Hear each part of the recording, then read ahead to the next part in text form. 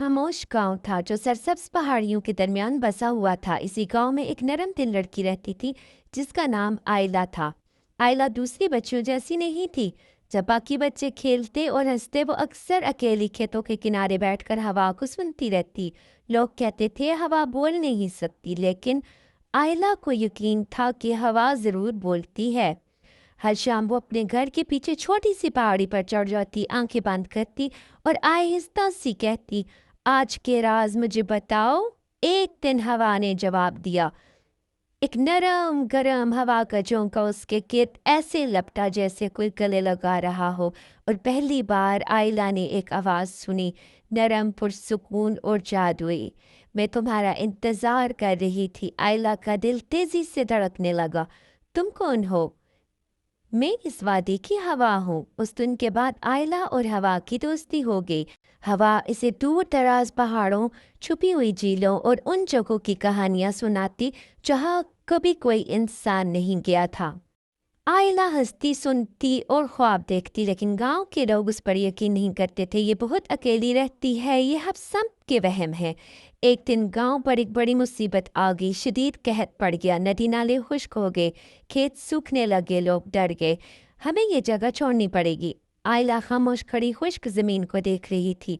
रात को वो फिर पहाड़ी पर गई और आहिस्ता सी कहा, हवा प्लीज़ हमारी मदद करो। लेकिन इस बार हवा ने जवाब नहीं दिया। आयला को लगा कुछ गलत है। वो उस रास्ते पर चल पड़ी जहाँ उसे पहले ले जाया करती थी, गहरे जंगल की तरफ। घंटों चलने के बाद वो एक छुपी हुई जगह पर पहुंची। वहां पर एक पुरानी इमारत टूटी हुई हालत में खुश्क बेलों और मिट्टी से ढकी हुई मौजूद थी। और वहां उसको वो हवा मिली। हवा कैद थी, कमज़ोर हो चुकी थी। आयला घबरा गई, ये क्या हो गया? हवा ने आहिस्ता सी कहा, मैंने सदियों तक इस ज़मीन की हिफाजत की, लेकिन इंसानों ने फितरत का ख्याल छोड़ दिया। दरख्त काटे गए, दरिया आलूदा हो गए और मेरी ताकत ख़त्म होने लगी। आयरा की आंखों में आंसू आ गए। मुझे माफ़ कर दो, उसने कहा, मैं तुम्हारी मदद करूंगी। वो दौड़ती हुई गांव वापस गई और सबको बताया। शुरू शुरू में किसी ने यकीन नहीं किया, लेकिन आयला ने हिम्मत नहीं हारी। उसने बच्चों को इकट्ठा किया। आओ हम दरख्त लगाते हैं। बच्चे उसके साथ शामिल हो गए। फिर आहिस्ता आहिस्ता बड़े भी शामिल होने लगे। दिन गुजरते गए, गांव बदलने लगा। फिर एक शाम कुछ अजीब हुआ। एक नरम हवा का झोंका आया। हवा आहिस्ता आहिस्ता मजबूत हो गई। बादल आसमान पर जमा होने लगे और फिर बारिश शुरू हो गई। लोग बाहर निकल आए, खुशी से आंखों में आंसू लेकर बारिश को देखने लगे। आयला आसमान की तरफ देख रही थी और इसी दिन इसे पहली बार एहसास हुआ कि वो अकेली नहीं है। एक नर्म सी सरगोशी आई। शुक्रिया मेरी दोस्त, आयला मुस्कुरा दी। उस दिन के बाद गांव के लोग फितरत के साथ हम आहंग हो गए और हर शाम एक नर्म हवा का झोंका अब भी आयला से मिलने आता था, जैसी हवा कभी वाकई इससे दूर गई ही ना हो। जब गांव में सब कुछ ठीक हो जाता है, सब लोग खुशी से अपने मामूल की ज़िंदगी में वापस आ जाते हैं। दरख्त सरसब्ज हो चुके होते हैं, पानी साफ बह रहा होता है और हवा में एक ताजगी और सुकून होता है। आयला, वही सादा नरम चेहरे वाली, बालों में रिबन वाली लड़की, खामोशी से गांव को देखती है। उसके दिल में खामोशी और खुशी के साथ एक गहरी जिम्मेदारी का एहसास होता है, जैसे इसे अभी कुछ समझना बाकी हो। कुछ दिनों बाद वो दोबारा उसी पुरानी इमारत की तरफ जाती है। वही रास्ता, वही खामोश जंगल, लेकिन इस बार माहौल पुरसुकून और रोशन होता है।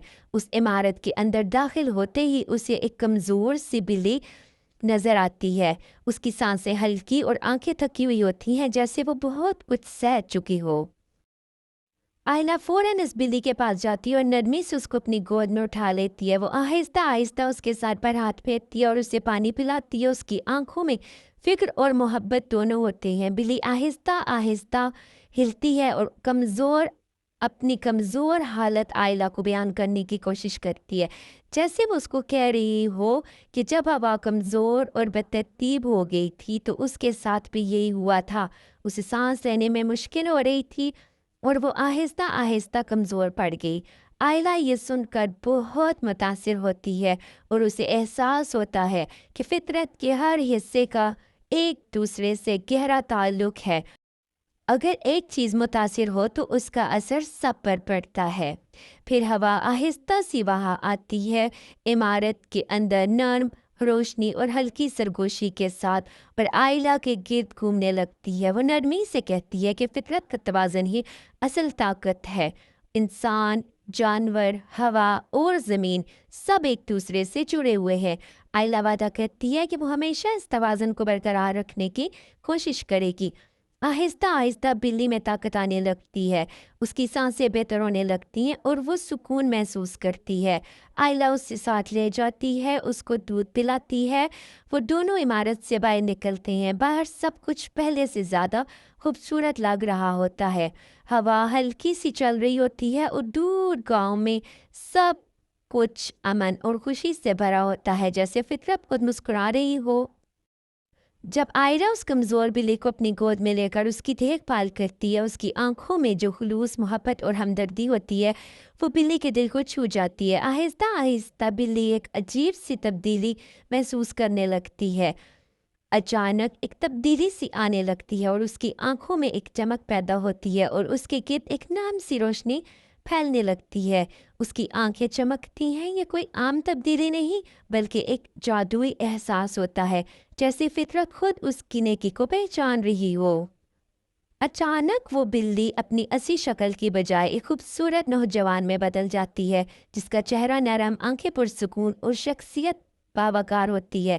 वो हैरत से आइला की तरफ देखता है, जैसे वो खुद अपनी आंखों पर यकीन न कर पा रहा हो। वो आहिस्ता सी बोलता है, वो एक वक्त में एक जादुई वजूद था, लेकिन एक फितरत के तवाज़ुन के बिगड़ने की वजह से उसकी असल हालत भी मुतासिर होगी। वो आइला की सच्ची हमदर्दी, मोहब्बत और उसकी अपनायत से दोबारा अपनी असल शक्ल में वापस आता है।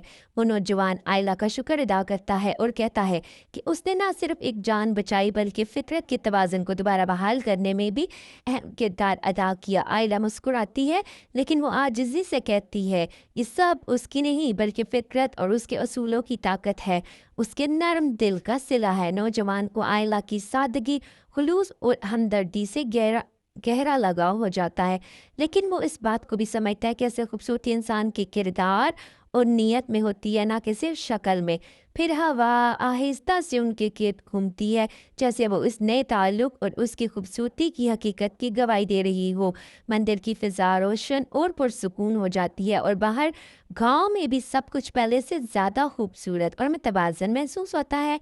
ये लम्हा इस बात की अलामत होता है कि जब इंसान सच्चे दिल से फितरत और दूसरों के लिए अच्छाई करता है, तो फितरत भी उसे किसी न किसी शक्ल में वापस उसका सिला लौटा देती है, कभी शिफा की सूरत में, कभी मोहब्बत की सूरत में और कभी एक नए आगाज़ की सूरत में। इस प्यारी सी कहानी को सुनने के लिए आप सबका बहुत शुक्रिया। मज़ीद ऐसी कहानियों को सुनने के लिए, देखने के लिए मेरे चैनल को लाइक और सब्सक्राइब कर दीजिए। Thank you.